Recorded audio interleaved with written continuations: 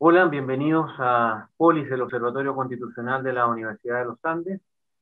Hoy tenemos un nuevo invitado de esta larga lista de especialistas que han aceptado nuestra invitación para colaborar en nuestra reflexión respecto del proceso constitucional chileno. En esta ocasión tengo el agrado de presentarles al profesor Andrés Ramos Tavares. El profesor Ramos Tavares es doctor y magíster en Derecho Constitucional por la Pontificia Universidad Católica de Sao Paulo, en donde también se recibió como licenciado en Derecho. Andrés es profesor titular de Derecho Constitucional en la Universidad de Sao Paulo y en la Universidad Católica de Sao Paulo. Es fundador del Instituto Brasileño de Estudios Constitucionales y fue su primer presidente. Coordina la Revista Brasileña de Estudios Constitucionales. Recibió la medalla de honor del Colegio de Abogados de Arequipa en Perú y tiene otras muchas membresías institucionales internacionales y nacionales. El profesor Ramos Tavares es consejero y actual presidente del Comité de Ética Pública de la Presidencia de la República del Brasil. Y desde luego es, en cuanto académico, profesor visitante de diversas universidades de Europa y cuenta con numerosas publicaciones de la especialidad de nuestra especialidad del derecho constitucional, ¿no? Libros, artículos, etc., ¿no? Así que quiero darle las gracias al profesor Tavares por esta entrevista que nos ha concedido y nada, bueno, agradecerte en persona que hayas aceptado formar parte de este ciclo. Obrigado. Eu também quero, nas minhas primeiras palavras, agradecer esse convite muito honroso, professor Inácio Martínez. É uma honra poder participar deste projeto tão interessante da Universidade dos Andes, que pretende contribuir, né, para essa grande discussão de uma constituinte no Chile. Muito obrigado. André, una primera pregunta que me gustaría hacerte es, ¿cómo te imaginas tú que debiera ser, en lo ideal, un proceso constituyente? Si uno tuviera tuviera la posibilidad, uno, de diseñar, tú en este caso, un proceso constituyente, ¿cómo te lo imaginas? ¿Cómo crees tú que debiera ser para que efectivamente sea muy provechoso? Eu penso que existem duas grandes questões que precisam ser resolvidas desde o início. A primeira grande questão é quem serão os constituintes. Como escolher ou indicar ou cooptar esses constituintes, né? Essa é uma questão já bastante conhecida, né, da discussão constitucional mundial, e acho que nos tempos atuais talvez seja necessário ousar um pouco, quer dizer, ser um pouco diferente do que a tradição constitucional tem nos ensinado, porque o mundo hoje é muito diferente do mundo em que foram criados os processos constituintes que nós conhecemos. Eu acho que essa constituinte ela precisa ter condições de ser inclusiva, quer dizer, de poder reunir um grupo diversificado de ideias, de pensadores, os principais stakeholders, e também pessoas que tenham influência nos dias de hoje, não é? Então, isso já nos traz um grande desafio, porque o mundo de hoje é o mundo da tecnologia, é o mundo das redes sociais, é um mundo de conexões virtuais. Neste mundo há diversos líderes digitais, né, que formam opinião, que recebem também dos seus seguidores opiniões, né, e de alguma maneira se tornaram representativos, né? Talvez seja importante pensar isto, né? Encontrar um caminho para que também do ponto de vista digital, do mundo, eu digo digital, mas eu me refiro ao mundo virtual, né?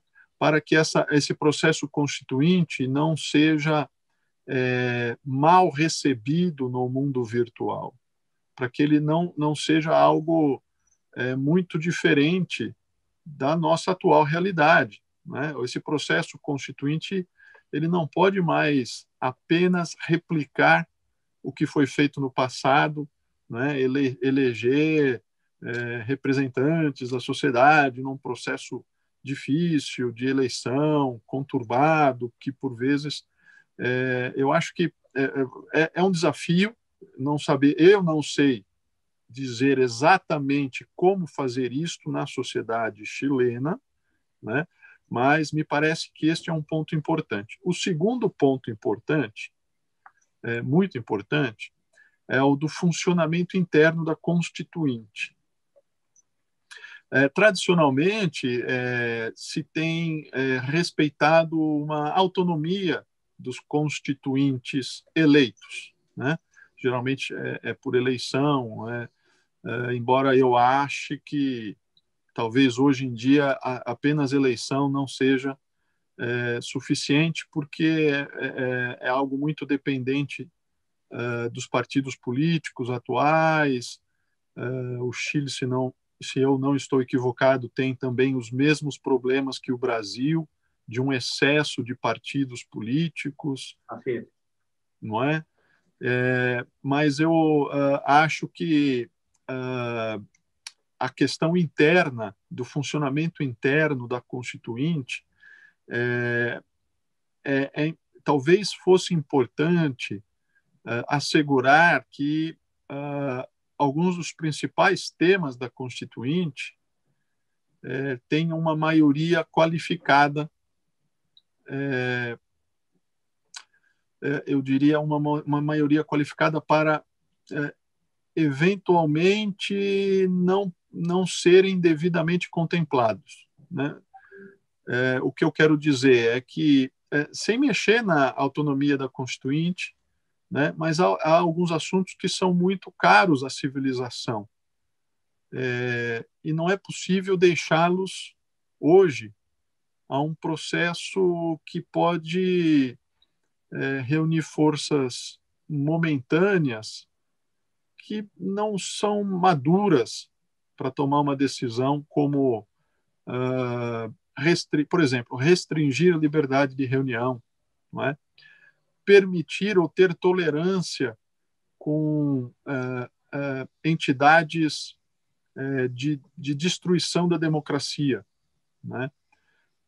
Então, talvez para questões muito sensíveis, eu também acho que é muito delicado o assunto, né? Mas nós temos que enfrentar, nós não podemos mais, como estudiosos, também deixar de apontar as dificuldades e enfrentar essas dificuldades com certa coragem, né? Acho que os tempos atuais exigem grande coragem, né? E não admitem mais repetições do passado, erros e protocolos formais, né? É preciso, acho que, avançar, e eu colocaria esses dois grandes temas, a questão do mundo virtual e alguns direitos muito sensíveis que talvez de antemão pudessem ser arrolados,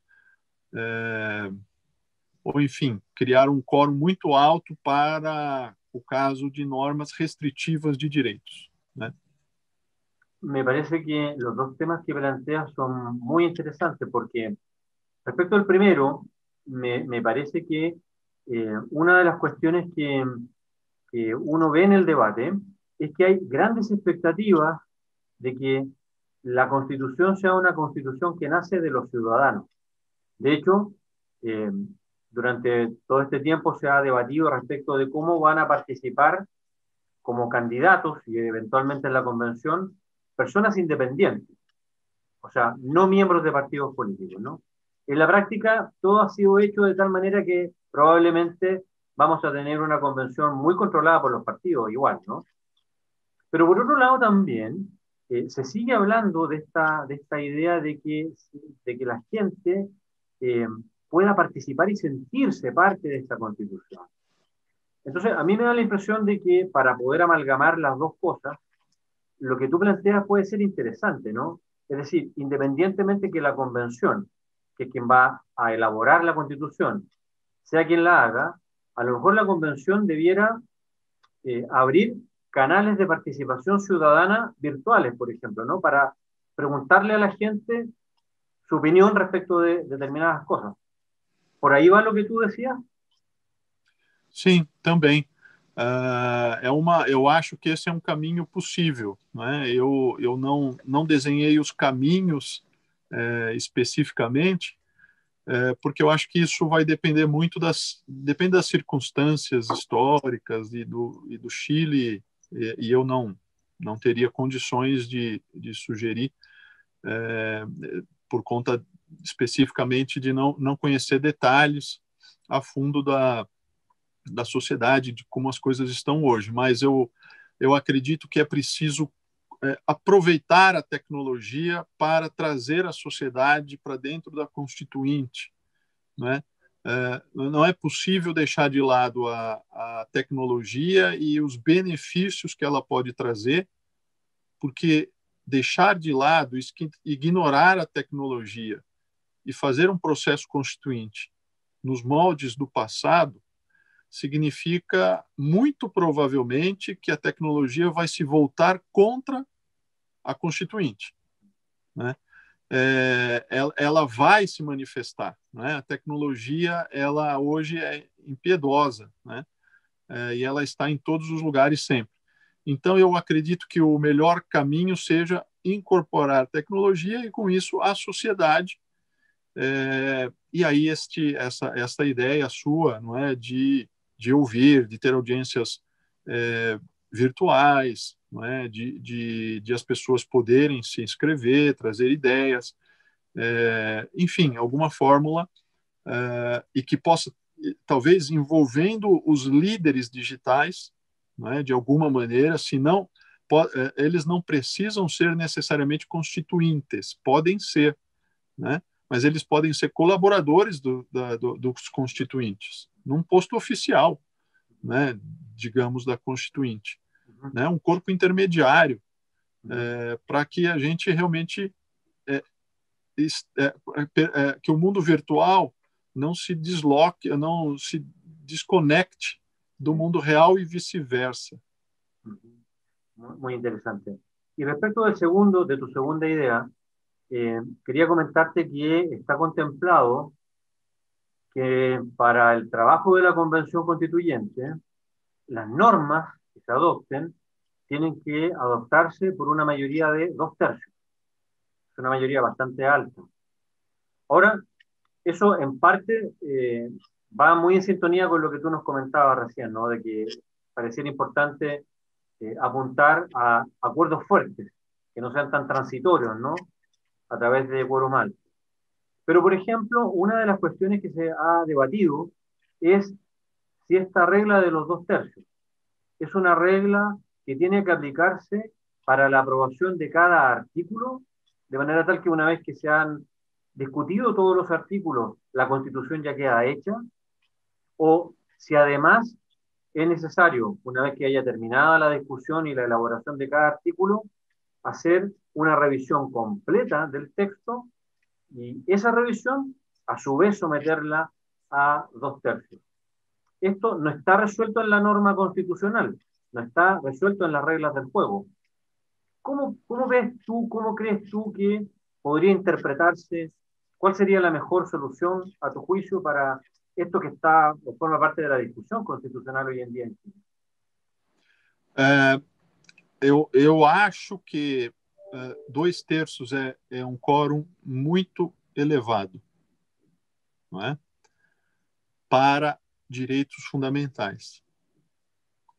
Eu acredito que para normas, artigos de direitos fundamentais, eu acredito que o melhor seria um quórum menor, um quórum de 3/5, um quórum de maioria simples, e aí, ao final, aí sim, para o texto global, pode-se exigir o quórum qualificado para que todos possam dar um de acordo, né?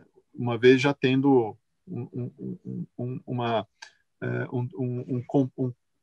compêndio, um conjunto grande de normas, né?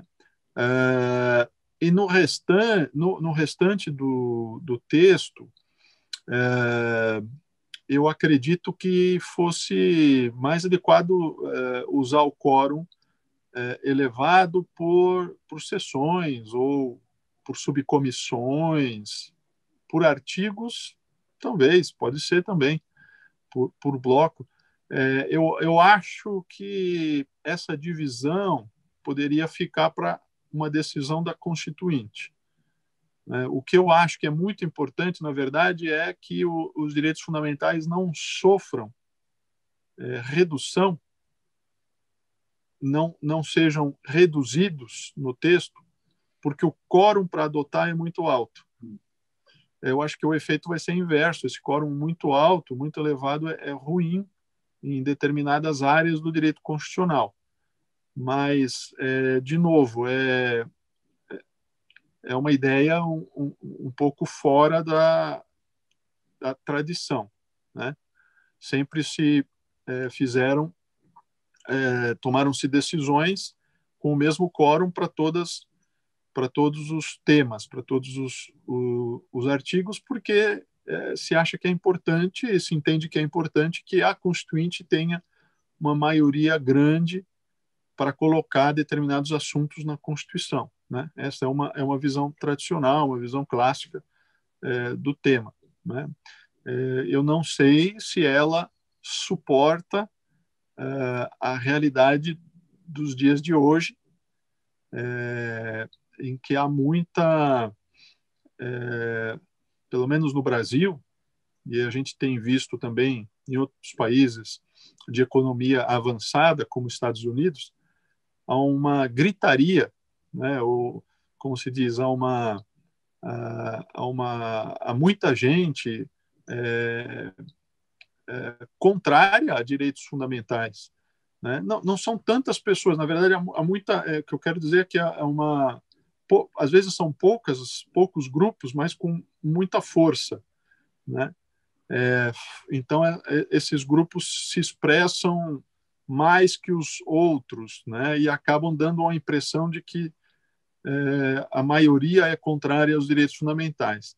Então, essa realidade me preocupa, né? A Constituinte, ela precisa ser forte para não sofrer essas pressões. Por isso, talvez essa ideia de trazer o mundo virtual e dar voz a todos, né, seja importante para isso. Mas a questão do quórum, né, eu arrisco dizer que nos dias de hoje nós precisamos fomentar, quer dizer, estimular normas constitucionais dos direitos fundamentais, para que elas permaneçam, elas já estão aí, elas precisam permanecer. Nós precisa ter algum tipo de benefício, né, civilizatório para inserir normas de direitos fundamentais, né, porque quórums tão elevados, né, 2/3 é um quórum extremamente elevado, né, ainda que fosse 3/5 ou um pouco menos, já ajuda, né? Muy interesante. André, y tú has hablado sobre derechos fundamentales, es un tema, y yo creo que probablemente nos podemos ocupar un rato más de ese tema en concreto, pero hay otros aspectos que están en discusión también y que probablemente van a ser objeto de mucho análisis en la convención. Por ejemplo, hoy, a propósito de esta multiplicidad de partidos políticos, este fraccionamiento de partidos políticos que hay en Chile, preocupa que se esté pensando en cambiar la forma de gobierno. Es decir, Chile, como Brasil, es un país de tradición presidencialista. Y claro, cuando uno ve que dentro de las opciones que se abren para la discusión está eventualmente un parlamentarismo o un semipresidencialismo en serio como el francés, claro, uno piensa que la cultura política propia de nuestro país más este fraccionamiento de partidos políticos puede hacer que los gobiernos sean muy inestables. Bueno, entonces me gustaría conversar contigo respecto de formas de gobierno. ¿Qué opinión tienes tú respecto de las formas de gobierno?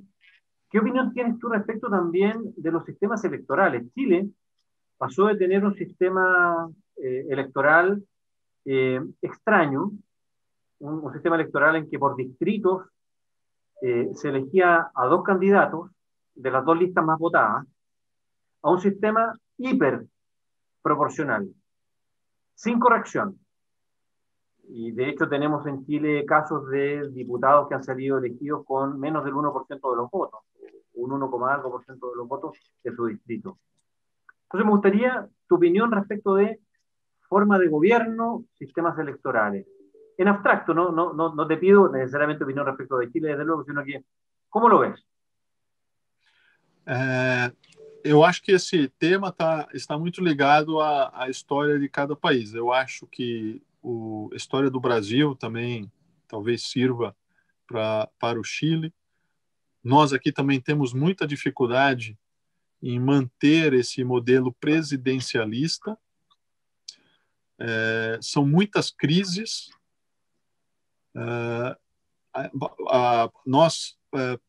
Parece que o nosso dilema é o seguinte: manter o presidencialismo com muitas crises de governabilidade ou adotar um semipresidencialismo, como o francês, ou um parlamentarismo com uma instabilidade do governo que nós não conhecemos, né? Não estamos acostumados.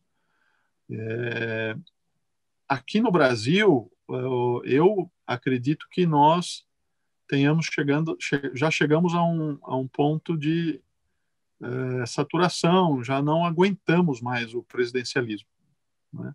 O presidencialismo não tem funcionado, né? O presidente não consegue apoio suficiente no parlamento, no Congresso, não tem apoio parlamentar, a base é uma base parlamentar fragmentada, porque há um multipartidarismo, não é possível ter maioria, o partido do presidente nunca tem maioria, nunca, isso é impossível, é preciso fazer alianças, né? Tanto que aqui no Brasil se criou uma expressão que é o presidencialismo de coalizão.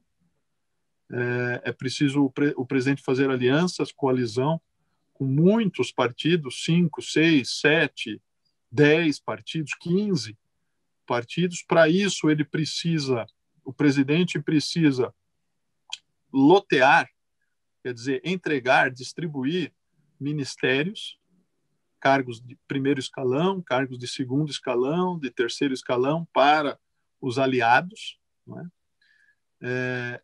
Então, essa distribuição se dá por critério político e não técnico.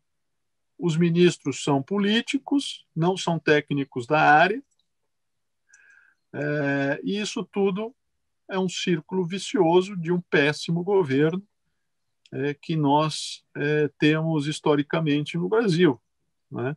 O presidencialismo no Brasil, que é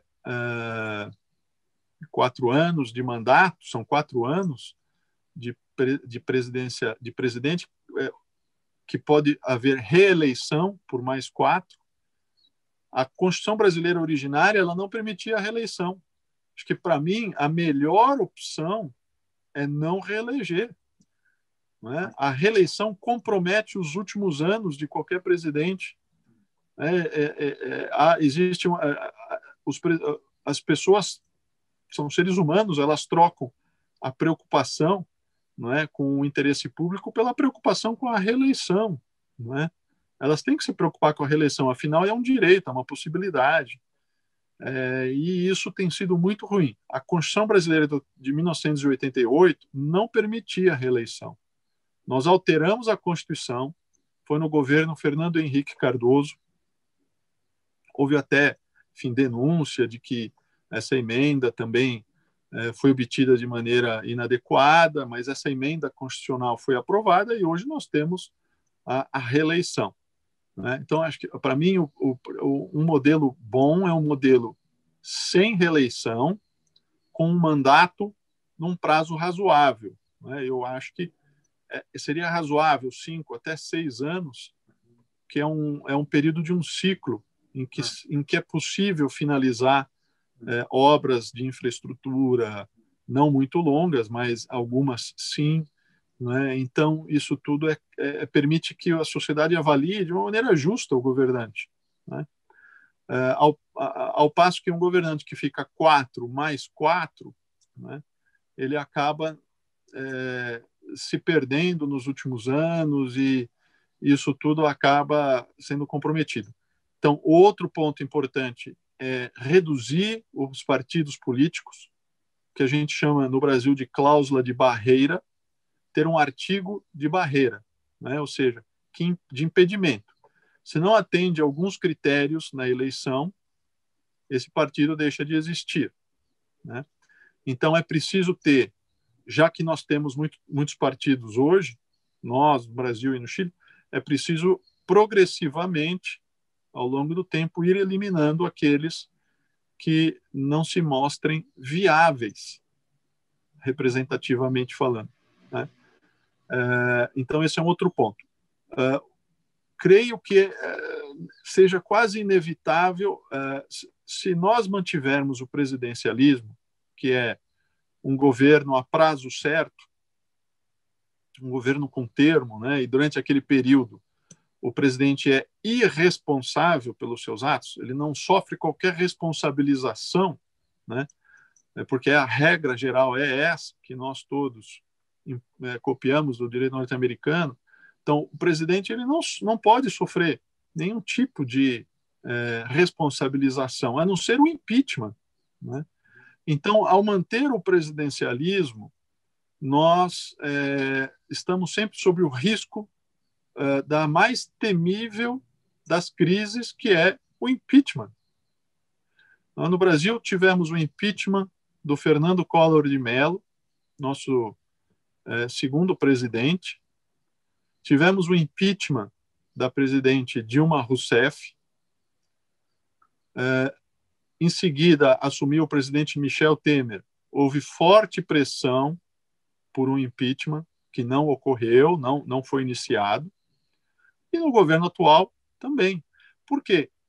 Porque parece que o presidencialismo está superado, né? É preciso ter um modelo de governo no qual o presidente ou o primeiro-ministro possa ser responsabilizado durante o mandato por não adotar uma política adequada, por adotar atos não adequados, né? E ele possa perder. Se nós não fizermos isso, se não for pelo parlamentarismo, então vai ser necessário ampliar os mecanismos de retirada de um presidente. Não é possível. A regra da irresponsabilidade não é mais compatível com os tempos atuais, né? No Brasil, nós flexibilizamos, no meu modo de ver, nós flexibilizamos algo que nós não podíamos ter flexibilizado, que são os casos de impeachment. Por quê? Porque a sociedade não queria mais, não é, aquele governante.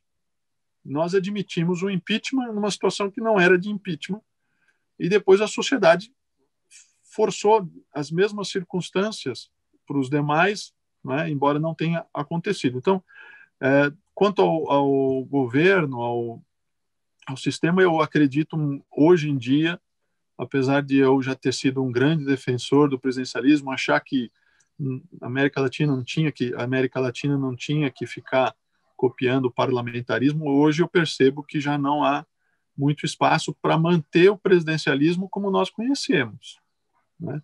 Poder até manter o nome, mas não, ainda que seja um semipresidencialismo ou que seja um presidencialismo com muitos mecanismos de responsabilização política, né?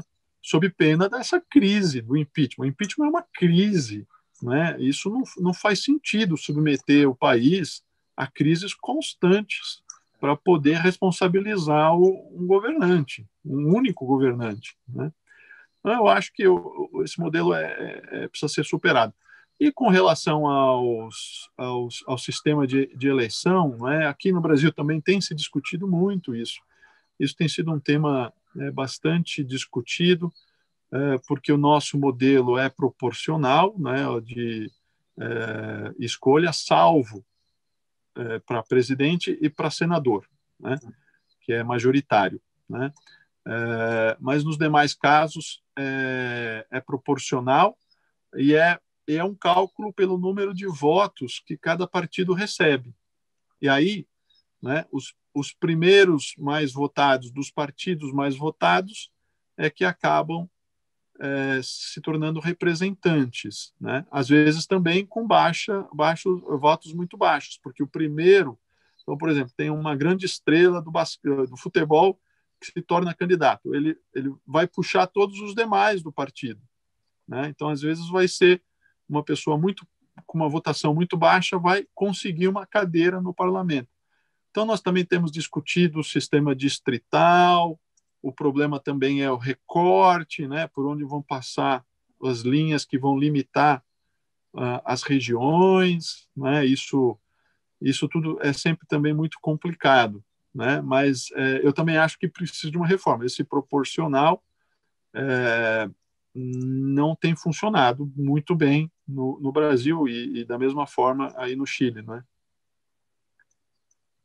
Y, y otro de los temas, como te das cuenta, estamos hablando de temas clásicos del derecho constitucional, que bueno, no puede ser de otra manera. Y otro de los temas clásicos que también está en la discusión es el de la justicia constitucional. En Chile, desde la constitución anterior, la constitución de 1925, al final de ese periodo, antes del golpe de Estado, se hizo una reforma constitucional y en la constitución anterior a la actual se introdujo un tribunal constitucional por primera vez en Chile. La constitución actual incorporó también la idea de un tribunal constitucional que hace control preventivo y a posteriori. Tiene de los dos tipos de control. Bueno, una de las discusiones que va a tener lugar en la convención es la que dice que los tribunales constitucionales y en general la justicia constitucional tienen un problema de legitimidad democrática. Son contramayoritarios y pueden echar abajo la decisión legítima del Parlamento, del Congreso en este caso en Chile, adoptada por las mayorías democráticas correspondientes. Entonces, acá hay como una discusión que suena un poco al siglo XVIII, ¿no? A la Revolución Francesa, en algunos sectores que ven a los jueces como enemigos, ¿no?, de la democracia, y por eso me gustaría saber tu opinión respecto de cómo ves tú el rol de la justicia constitucional en un sistema constitucional moderno. Esse é um tema que eu gosto muito também. Bom, eu acho que o melhor modelo, do ponto de vista ideal, é o preventivo, né? Porque ele não gera a insegurança de o tribunal anular uma lei depois de 10 anos, após 20 anos em que a lei ficou sendo aplicada e executada, né? Então, esse eu acho que hoje que é um dos maiores problemas. Eu acredito que o problema da legitimidade democrática já é superado, como você mesmo disse, não é? É uma discussão do século XVIII, desconfiar dos juízes, né? Isso nós estamos reproduzindo a desconfiança que existia na monarquia europeia, quando os juízes eram indicados pelo monarca, não é? E muitos, aliás, nem aceitavam o título, né? Nem queriam, né? Há um caso até célebre, bastante conhecido, do Montesquieu, né? Que teria recebido, né, de um tio distante, e não quis, né? Mas o fato é que, como narra o Blackstone nos seus comentários, o juiz era o braço de execução do rei, né? Não havia confiança na isenção ou imparcialidade. Tanto que o poder judiciário profissional só surge nos Estados Unidos, com a Constituição no final do século XVIII. É ali que surge um poder judiciário profissional, né, que é o que nós conhecemos. Apesar de no judiciário europeu haver eleição nas instâncias inferiores. Mas a verdade é que o profissionalismo surge depois, né? Não existe essa desconfiança no juiz nos Estados Unidos, o juiz se torna um profissional da lei, com isenção, neutralidade, para dirimir os conflitos. E o Tribunal Constitucional, especificamente, ele goza da legitimidade que vem da indicação pelos demais poderes, né? No Chile, existe a previsão, né, de que os próprios integrantes do Tribunal Constitucional indiquem nomes, né? E seja como for, a legitimidade democrática, mesmo que indicado pelo próprio tribunal, a legitimidade democrática está justamente naquilo que o próprio Hans Kelsen dizia, né? A legitimidade da democracia existe quando a democracia não é apenas o governo da maioria, né? Também o governo da minoria, também há direitos das minorias. Senão não há democracia, né? Não é para confundir a democracia com maioria. Por isso o tribunal é contramajoritário, como dizia o próprio Kelsen, né? É claro que existe sempre o risco, né, de o tribunal se tornar, tomar decisões não democráticas ou contrárias a isso. É o risco, né? Não é o modelo. O modelo não foi pensado para isso, né? Foi um modelo pensado para controlar o risco do parlamento, onde se formam maiorias eventuais, circunstanciais, esporádicas, episódicas, são maiorias de parlamentares que às vezes querem dilacerar a Constituição, eliminar os direitos, né, caçar os direitos, perseguir pessoas. Então, o Tribunal Constitucional está lá para isso, para a defesa da Constituição como pacto solene. Eu acho que a discussão sobre legitimidade democrática está superada. Do ponto de vista atual, o maior problema hoje são dois, na verdade, os dois grandes problemas. O primeiro é o da demora nas respostas, o que gera insegurança, especialmente quando são leis tributárias. Então, o modelo preventivo, que não existe no Brasil, não existe, é claro que é o ideal, né? Não sair leis, uma lei quando sai é sempre constitucional, né? Já passou pela chancela, isso seria o ideal, é claro, mas isso nem sempre é possível, não é possível pensar um modelo completo para isso, né? Então, e o outro ponto é o tal do risco que eu já mencionei, quer dizer, o risco passa pela ideia do ativismo, né?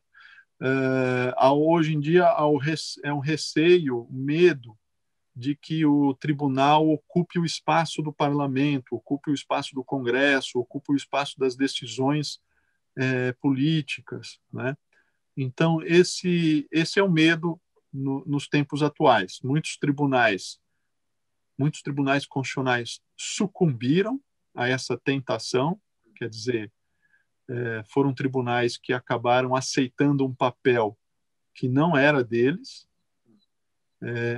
como o Tribunal da Hungria, por exemplo, que praticamente se dizia na Hungria que o presidente do Tribunal Constitucional governava a Hungria, né? Não o presidente da Hungria.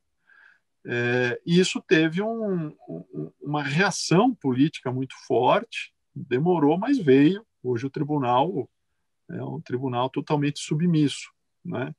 A política mudou isso. A África do Sul também é um exemplo. O tribunal chegou a devolver a Constituição para a Constituinte, dizendo que a Constituição não era muito boa, né?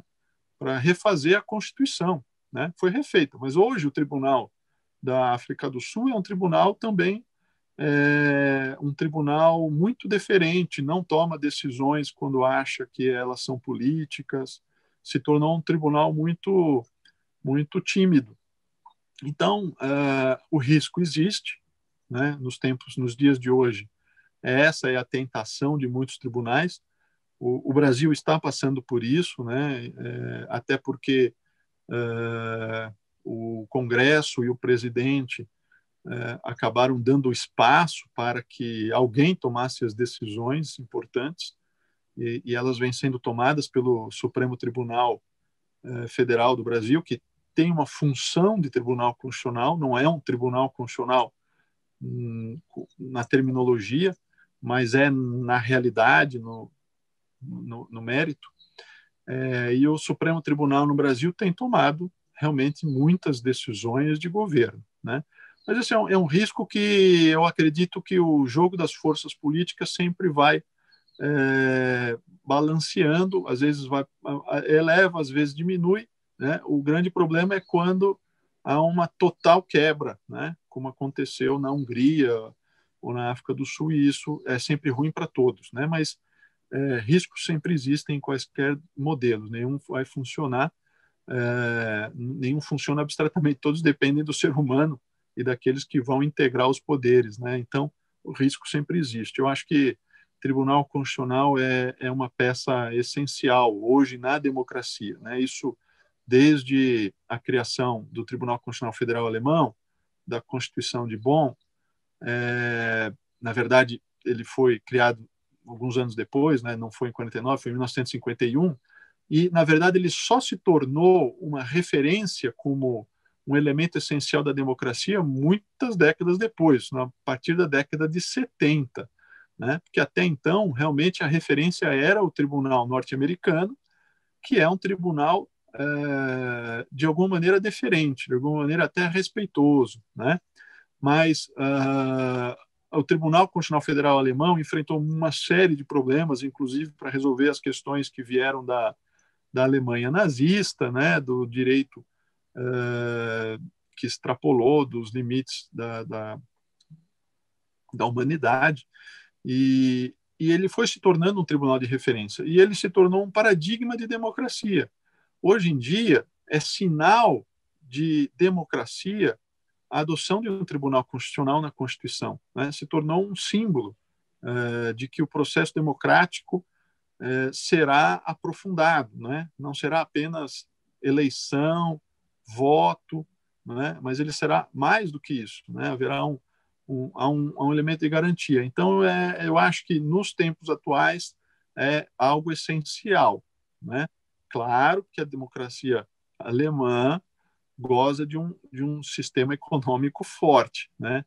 E isso também é um elemento importante, e mais do que isso, até como diz o Michel Rosenfeld, né, lá de Nova York, a Alemanha ela tem valores sociais mais harmônicos, é uma sociedade menos conflituosa que a norte-americana, por exemplo, como diz o Rosenfeld. E isso ajuda a apoiar as decisões do Tribunal Constitucional. As decisões do Tribunal Constitucional, por mais que elas sejam fortes, por mais que elas sejam inovadoras, né, existe uma base cultural mais harmônica na Alemanha, e isso dá força para o tribunal, né? Então, aí é um problema para os demais países, claro, né? Mas eu acho que o Tribunal Constitucional é um paradigma democrático, é um sinal de democracia. André, para ir cerrando estas preguntas un poco más extensas que hemos hecho, y antes de entrar a preguntas más cortas, que son más como de una dinámica más entretenida que vamos a hacer al final, no quiero dejar de hacerte una pregunta con relación a otro de los grandes temas que va a salir en la discusión de la convención, que es el de un Estado social con declaración explícita de derechos sociales, como la Constitución española, como la Constitución portuguesa, como la Constitución brasileña, o un Estado social como el alemán, con una cláusula de Estado social y democrático de derecho. Y lo digo porque pareciera que este es uno de los temas más álgidos que dio origen a la crisis de octubre de 2019. Las expectativas sociales. Eh, entonces, ¿cómo lo ves tú esto? ¿Qué piensas que puede resultar más adecuado? Porque debo decirte que probablemente de todos los temas que hemos conversado hasta ahora, los que en la opinión pública han generado más expectativas y probablemente también alentadas por los políticos, por los medios de comunicación, es este tema. Bom, entre os dois, eu faria a opção pelo Estado social, com as cláusulas, com os artigos expressos. Portanto, não o modelo alemão, que me parece muito ligado a uma realidade de um Estado social já existente, forte, e que não precisa de se cercar de tantas garantias como as constitucionais, né? Acho que nesse ponto a América Latina é diferente, e nós não podemos importar esta solução que não atende à realidade.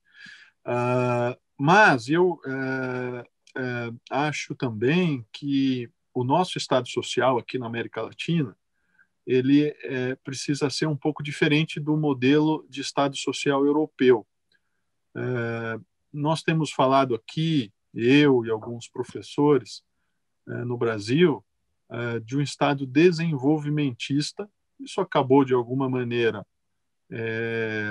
tem muitos acham que isso já até está superado, apesar de nunca ter sido adotado, mas, na realidade, isso é para tentar indicar um assunto que é muito importante para nós na América Latina, que não basta o Estado entregar serviços públicos bons, básicos e adequados, como educação, que é o essencial para mim, além da saúde, né, para a construção do futuro, educação, né? Saúde, educação, moradia. Então, é claro que a previdência, né, um sistema previdenciário que tem sempre sido colocado de lado. Aliás, no Brasil nós fizemos uma reforma previdenciária que alguns anos atrás, poucos anos atrás, e muitos falavam do modelo chileno como se fosse um modelo bom, que no fundo acabou, foi uma das razões, se não estou errado, né, de todas essas mudanças que estão sendo requisitadas, porque é um sistema que não funciona para uma sociedade pobre, numa economia periférica. Não é possível mais, né, ignorarmos essa situação. Então, o que eu estou querendo dizer? Que o Estado social não pode ser apenas o Estado entregando serviço público. Também o Estado precisa entregar serviços públicos básicos, com saúde, educação, moradia, previdência. Precisa entregar esses serviços adequados, né, de qualidade. Mas não é só isso.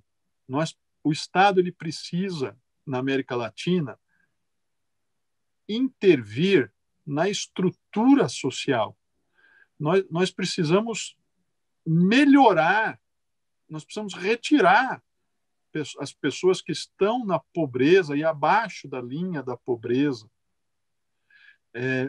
E para isso é preciso é necessária uma presença muito mais forte do Estado para eliminar essas situações que reforçam a desigualdade e a pobreza, que são situações, às vezes, de uma dominação econômica, de grandes grupos econômicos que dominam o Estado brasileiro, ou o Estado em geral. Essas grandes corporações, os grandes negócios, eles dominam o Estado na América Latina por um motivo muito simples. A fonte do capital ainda é o Estado na América Latina. O Estado ainda é o maior provedor do dinheiro privado, né? Então, nós precisamos modificar essa situação que é uma situação dramática, né? O Estado atende melhor aos grandes interesses econômicos, aos rentistas financeiros, né? O Estado, estou falando agora mais do Brasil, mas, de uma maneira geral, eu acho que a maior parte dos países da América Latina, talvez o Chile menos, se enquadram nessa situação, porque a maior parcela da população ficou fora dessa preocupação do Estado. O Estado apenas oferece alguns serviços e se entende que essa é a função do Estado, mas essa é a função do Estado em países de economias tão pobres, né, com pessoas na miséria, quer dizer, com um contingente de população. Até quando isso vai ser possível, inclusive, de se conviver com isso, né? Então, o que eu dizia é que é muito importante que o Estado social ele dê um passo à frente. Não seja só um Estado social, ele seja um Estado social estrutural, né? Porque ele tem que mexer nessa estrutura. Essa estrutura que está aí, das relações econômicas e sociais, ela é uma estrutura perversa, porque ela está hoje privilegiando esse modelo. Nós estamos há décadas nesse mesmo, não tem funcionado, né? Desde que a Margaret Thatcher determinou que não havia alternativa, né? O neoliberalismo é a única solução, nós estamos só repetindo e aumentando o número de pessoas que nós mandamos para a miséria ou para a morte mesmo, né? Hoje em dia, com falta de hospitais, com muito menos serviço público por causa da austeridade como regra de ouro de um Estado, praticar austeridade, deixar de lado os serviços públicos básicos, as pessoas não têm acesso, não têm dinheiro, não têm acesso e hoje estão morrendo. Então, o que eu acho que hoje um dos pontos mais importantes para mim realmente é esse Estado social que precisa intervir na questão da estrutura da sociedade. Sociedades hoje são sociedades conflituosas, né? As constituições elas não podem ser mais as constituições do modelo norte-americano liberal, que pressupunha que a sociedade é uma sociedade harmônica e que era o importante para a sociedade seria manter o status quo. Hoje, o importante para a sociedade é não manter o status quo, né? Isso não tem funcionado. Nós estamos há décadas, insisto, há muitas e muitas décadas, repetindo os mesmos erros, né? E só existe solução se houver uma mudança de percepção do Estado, né? Isso precisa estar na Constituição. Eu acho que é um passo muito grande, claro, é o mais importante de todos, precisa haver uma reflexão em torno disso, mas também uma consciência, porque sem contemplarmos a sociedade real, não será uma Constituição moderna, continuará sendo uma Constituição do passado, né, repetindo os mesmos erros. André, te propongo que en esta parte final yo te voy a formular unas preguntas cortas, muy cortas, o sea, tanto que en algún caso te voy a decir en una palabra, ¿qué diría usted respecto de tal o cual cosa? Y finalmente, en una segunda y final ronda de preguntas, te voy a preguntar sí o no respecto de afirmaciones que yo voy a hacer, ¿ya? Okay. Primera pregunta, este primer ping-pong, que podríamos denominarle así, ¿no? En una palabra, ¿qué es una constitución? É o pacto fundamental da sociedade, os principais valores. 3 aspectos esenciales de una constitución. São os direitos fundamentais, a busca por uma sociedade justa, né, e a organização do poder. ¿Una constitución ayuda a resolver los problemas comunes de la gente? Sim. ¿Cuánto debería tomar hacer una buena constitución? ¿Cuánto tiempo debiera pensar uno que es lo ideal para hacer una buena constitución? ¿Poco, mucho? O Brasil foram 2 anos, basicamente, ou quase 2 anos. mais ou menos 2 anos. Justicia constitucional, ¿sí o no? Sim. Régimen parlamentario, ¿sí o no? Sim. Régimen presidencialista. Não. Andrés, ha sido un gusto este rato, esta casi hora de conversación que hemos tenido. Espero que podamos contar nuevamente con tu colaboración porque en el proyecto Polis, una vez que comience a funcionar ya el debate constituyente, vamos a poner en marcha nuestro observatorio constitucional.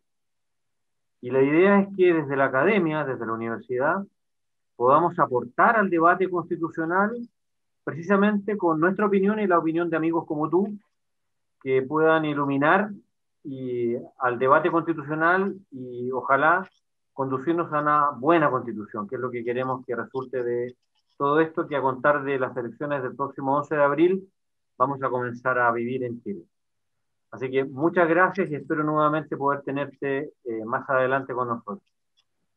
Muito obrigado também. Mais uma vez, agradecer à Universidade dos Andes, parabenizar todos por essa iniciativa, fantástica iniciativa. Realmente já é um modelo inovador, não é, de preparar uma constituinte. Parabéns e conte comigo sempre que eu puder, estou à disposição e desejo muita sorte para o Chile, que ele faça aí as melhores escolhas durante esse processo.